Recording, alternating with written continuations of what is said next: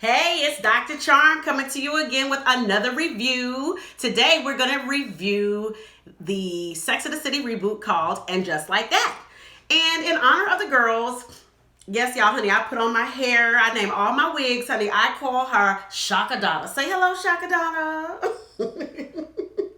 And I got my sequin jumpsuit on because, hey, I'm kind of trying to get my club on. Since the Rona didn't hit, we have been able to hit the club. So I'm going to do the club right here from the house.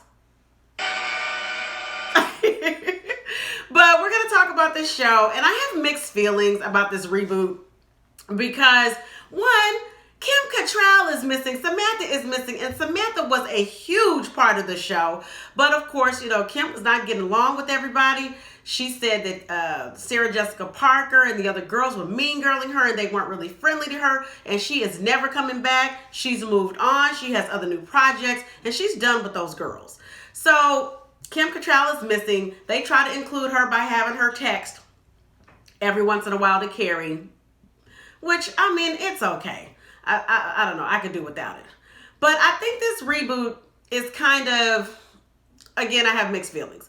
It's like they're trying to hit you over the head with all the political correctness. I know that they're trying to make up for a lot of things that happened in the past because one of the biggest complaints about the original series is that you hardly had any black people in the show. There weren't any black women in the show. And so now I think they're like, everybody's got a black friend, okay? The LTW, Charlotte's friend, and then Dr. Nia Wallace is Miranda's friend, and then they've got Seema, Sarita Chowdhury, who is Carrie's friend. She's Indian. So I guess they're trying to make up for lost time, honey. So let's get into this episode. So we open with Nia is talking to Miranda, and she's saying basically her husband is going on tour and they're kind of taking a little bit of a break to see if they're going to stay together, because the whole thing is that they've really been just furiously trying for a child and she hasn't been able to get pregnant and she's ready to throw in the towel. But last week's episode, her husband Andre was like, hey, I really want kids. So that could be a deal breaker if one person wants a child and the other one doesn't. So she's taking her time to think about that. So they're chatting, and I think I really like how their relationship has progressed throughout the show, Miranda and Dr. Wallace, because at first Miranda was saying all kind of crazy stuff and tripping over herself and nervous and just didn't know what to do. And now they're pretty close, and I like to see that development. We get to Carrie, who's calling up, Carrie who went on her date with the guy. He used to be what was he, the governor on Scandal? I don't know the actor's real name, but they went on a date. He's a widower, she's a widow, and she didn't like that he asked her to kiss. Could he kiss her? She didn't like that, and I just don't think she wasn't feeling him. First of all, she canceled 2 of their dates. This was their 3rd date in a row that she planned, and I just don't think she really cared for him. And we'll see later that she just really didn't. But she called Seema, honey, and Seema's getting it in with that new guy, Zed. Zed is hot. So it was nice to finally see Seema get it in, okay? And get her some romance going on. I mean, the show is a reboot of Sex and the City, okay? So that was cool. It was cool. So they're getting along and everything. And Carrie is just like, I don't know if I should be going out. Big, send me a sign. And so she lays down to go to sleep. And her lamp starts blinking on and off. And she said, well, if it's really you, just blink the lamp. So she blinks the lamp. Oh, it was like, oh my goodness. Oh, epiphany. Anyway, so the next day they're at lunch or brunch at the diner that they go to. And Carrie is telling them about this. And what I didn't like is Miranda was like, oh, you believe in heaven now? And Big is in heaven? And I didn't know you believed it. And Carrie said, yeah. She said, Big came to me in a dream. And because of Chris Noth's sex scandal, he actually was supposed to appear in the dream as himself, but the only thing they did was kind of have his voice. So they edited his scenes out because of the sex abuse scandal that he's dealing with right now. But it really would have been nice in a perfect world. It would have been really nice to see Big just one last time, because it was just devastating that they killed off this man at the beginning of the series. I mean, she had spent all these years going back and forth, and he treated her badly, and then he married somebody else, and she got with somebody else, and she had went through hell with this man, and they finally get to a place that they're together and everything. And I thought we were going to see more of that. And it's just, man, just up and down on the Peloton. Make me not want to go get on the bike, y'all. Lord have mercy, okay? So, anyways, she goes and takes the lamp the next day to the lamp shop. I didn't know there were lamp shops. Learn something new, only in New York. So she takes it to the lamp shop and to get it fixed. And then the next thing we're dealing with is Shay and Miranda. So Shay is the non-binary person that Miranda has basically fallen in love with, left her husband over. She's just madly in love with this woman, and she's fangirling all over this non-binary person. And basically, Shay invites Miranda. She thought she was going to meet her family. She gets there, and her abuela is there. That's Spanish for grandmother. And they're all sitting there. And it turns out Shay starts singing, which Sarah Ramirez has a wonderful voice. It's talking about she's wish they all could be California girls. And then she announces to the whole audience that she's moving to California. Like, what? Moving? Right.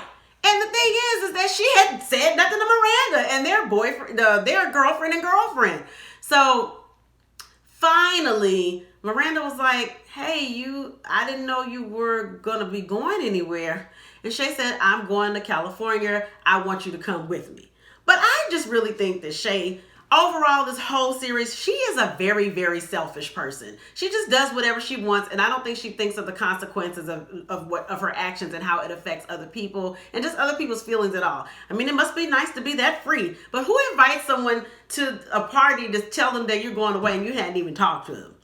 So anyways, but the nice part about it, the silver lining in the cloud, is that she did invite Miranda to go with her. So now Miranda is faced with having to give up her internship and follow love. And so she wants to follow love. I mean, she hadn't felt like this in a long time. Steve wasn't touching on the child. They sitting there eating bowls of ice cream and not having sex. So she said, hey, I'm about to follow all them good feelings all the way to California, okay?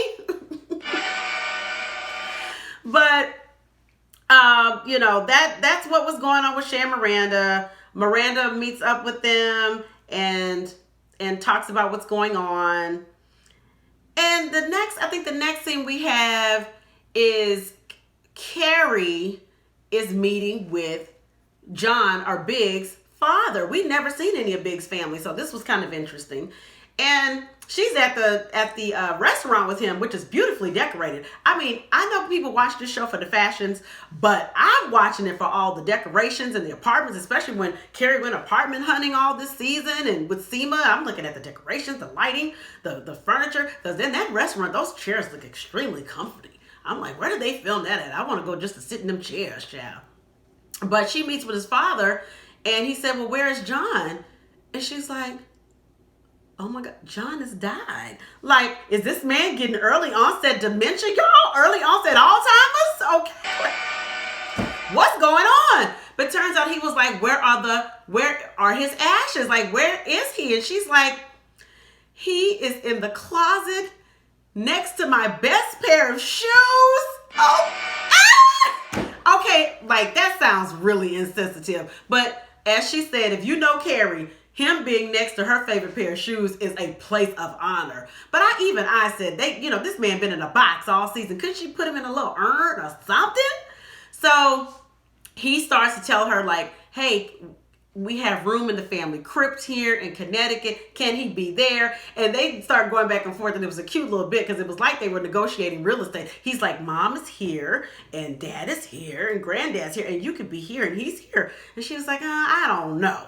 So she decides to take him to Paris, and that's when they got together, when she went after Mikhail Baryshnikov's character in that last season of Sex and the City, and Big followed her to Paris, and that's just really where they got together, was in Paris. So she thought it was appropriate to send his ashes there.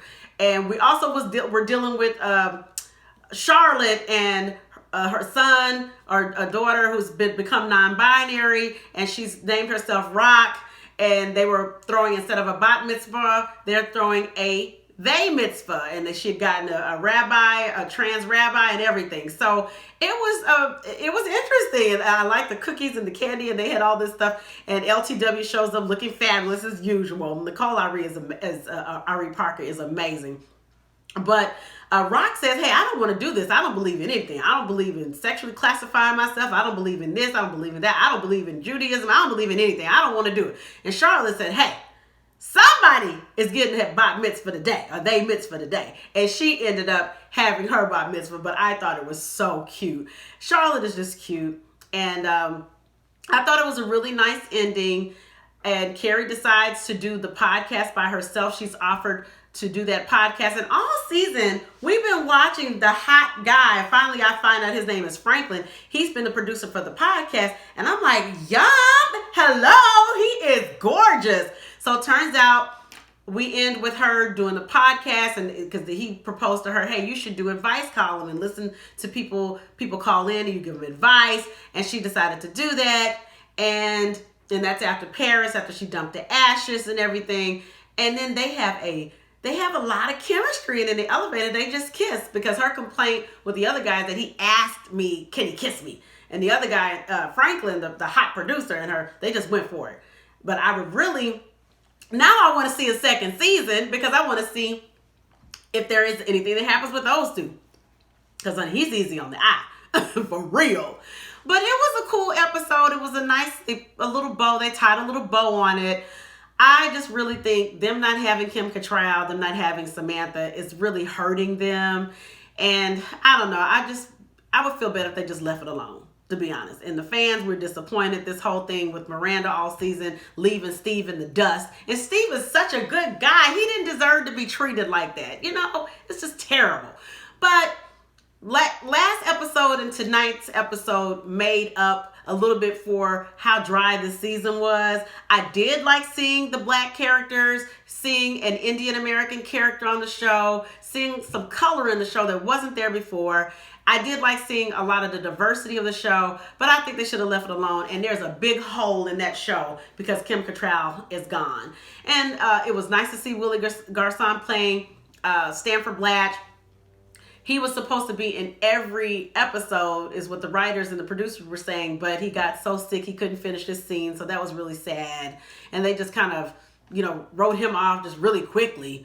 But overall, it's still nice to see the fashions. It's nice to see Carrie back in her apartment. You still like the fashions of New York, the get up and hustle and go, and the girls and their relationships. It's like a familiar pair of shoes or a familiar robe that you put on. So we'll tolerate it. I do kind of hope they have a new season, just because I want to see what happens with her and Franklin, honey. He's gorgeous. Oh, Lord. Anyways, but that has been my review of And Just Like That.